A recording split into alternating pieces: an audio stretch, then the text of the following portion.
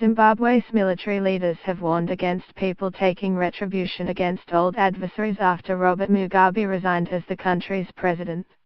The warning came amid wild scenes of jubilation in the African country following Mugabe's resignation after 37 years in power.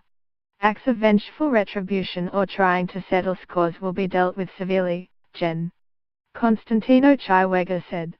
There are scenes of jubilation across Zimbabwe's capital Harare. Mugabe, who has been in power since independence in 1980, said his resignation was voluntary. My decision to resign is voluntary on my part and arises from my concern for the welfare of the people of Zimbabwe and my desire for a smooth, non-violent transfer of power, Mugabe said in his letter, which was read out in Parliament, sparking cheers and dancing. British Foreign Secretary has signalled his support for Zimbabwe to rejoin the Commonwealth but said free and fair elections should be held at a future date. The immediate priority is to ensure that Zimbabwe has a legitimate government, appointed through free and fair elections in accordance with the Constitution, Johnson said in a statement. He said he would not pretend to regret Mugabe's downfall, and the end of his 37-year rule appeared to be a moment of hope for Zimbabwe.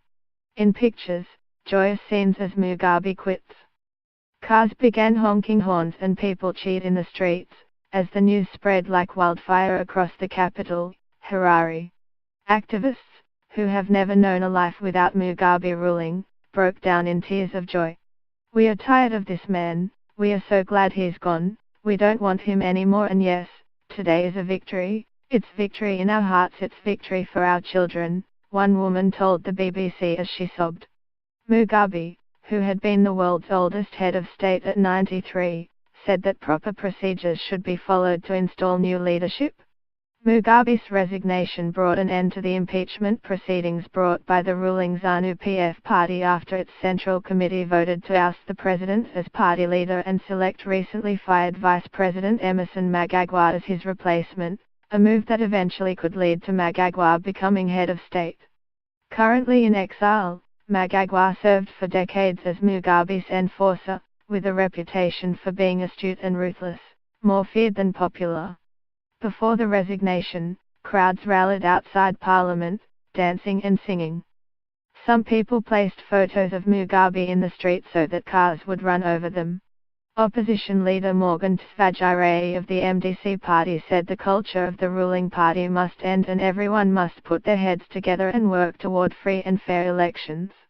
Mnangagwa added to immense pressure on Mugabe to quit after nearly 4 decades in power, during which he evolved from a champion of the fight against white minority rule into a figure blamed for a collapsing economy, government dysfunction and human rights violations.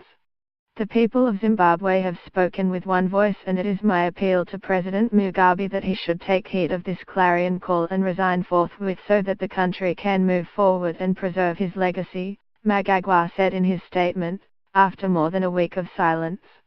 Mnangagwa, who fled the country and has not appeared in public during the past week's political turmoil, said Mugabe had invited him to return to Zimbabwe for a discussion on recent events.